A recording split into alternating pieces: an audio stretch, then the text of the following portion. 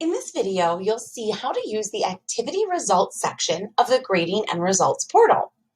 To start, open the Teachers panel by clicking the yellow head in front of the globe, and then the Grading and Results portal, that's the graph icon. Now, if you are using an LMS or learning management system, such as Canvas, Google Classroom, Schoology, or Microsoft Teams, you'll want to be sure that here in the upper left corner, you see LMS linked after your name. If you don't, you'll want to log out using the power icon to the right and log back in using your LMS. For now, we'll click the Teachers panel and then the graph icon. That will open up my Grading and Results portal.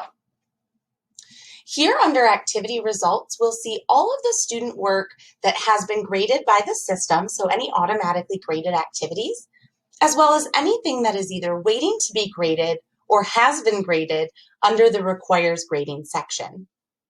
To view student results, choose a class or classes here at the top. Then click on a unit or chapter where there's an assignment you'd like to view results for. You'll see the assignment icon, the paper with the star on it, next to any chapters, units, or sections where you have assigned activities. Clicking here on Historieta 1, you'll see Activity 3 has a folder icon next to it, which just indicates that it is within a folder in my assignment list. Hovering over the folder icon will tell me the folder name as well. Now, if I am using one of those LMS programs that I mentioned earlier, I'll be able to scroll to the bottom of my student results and sync to the LMS.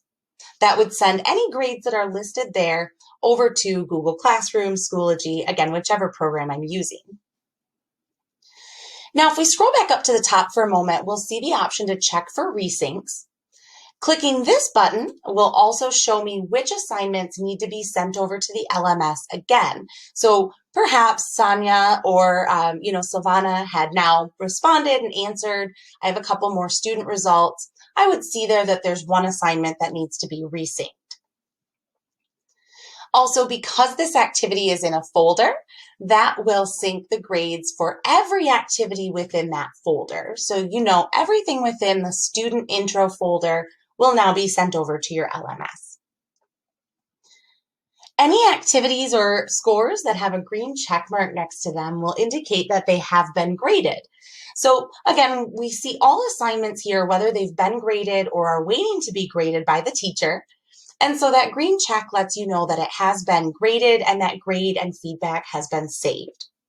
Now, if we scroll again down to the bottom of the student results, we can reset or archive all of those results.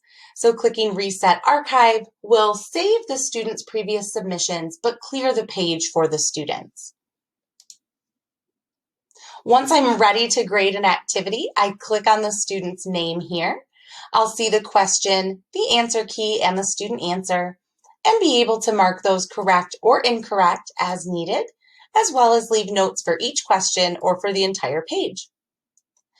For the page notes, I can also initialize audio recording, which would allow me to leave audio feedback for the student. Here we can reset or archive just this student's work. So rather than archiving for all of the students, we can simply reset or archive for one student. Once you're done grading, you'll want to be sure to click Save. And the students will be able to see that feedback even if you've archived their work or if they have multiple submissions. They'll always be able to see that feedback at the top of their activity page. Another thing you may see sometimes are the words not submitted. On some activities, students have the option to save but not submit the work. And when that happens, you'll see in red, not submitted here in activity results. You can click Force Submit All, which will submit any saved work for that activity. You can also click on the student's name, grade the work, and then click Save. You'll see that it's still not submitted, but that grade will show up for the student. Any feedback will show up, and then you can also force submit after you've graded the work. So these are just a few of the things you can do with the activity results section of VOCES. Of course, if you have questions about requires grading or the gradebook section, there are some other great videos in this playlist that will cover those in a lot of detail. And as always, if you have any questions at all, don't hesitate to reach out to us using the question mark icon within your account.